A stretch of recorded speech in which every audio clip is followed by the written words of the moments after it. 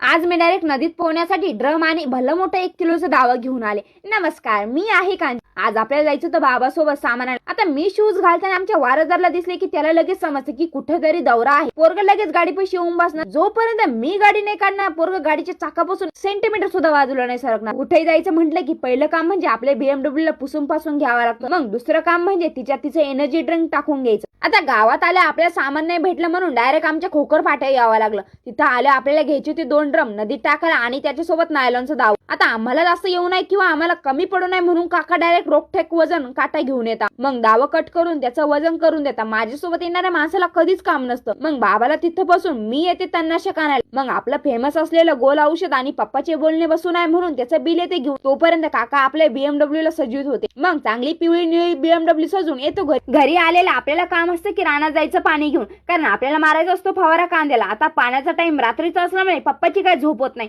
त्यामुळे पप्पाला कुठे पण झोप येते. आता पप्पाला थोड्या वेळ झोपून देण्यासाठी मी सुरू करते. मग काय 20 लिटरच्या पंपाला 20 मिली औषध टाकते. त्यानंतर त्याच्यात हांड्याने पाणी टाकते आणि झाकण लावून बंद करून पंप जड असल्यामुळे उचलून देते. मग काय करते सुरू पंप मारायला. कांद्यात काय एवढं गवत नव्हतं, गवताचे छोटे छोटे काटे उगवले. मग काय घेते मारून. आता एका पाडग्यात 3 पंप मारून झाल्या. पप्पा लगेच येता म्हणे की पोट दुखे. मग काय पप्पा घेता माझ्या हातातून. आता रिकामा बसण्यापेक्षा मी उचलते हांडा आणि येते पाणी आणायला. मग काय खतरो की खिलाडीचा स्टंट, एका खांद्यावर हांडा आणि एका हातात कळशी घेऊन येते.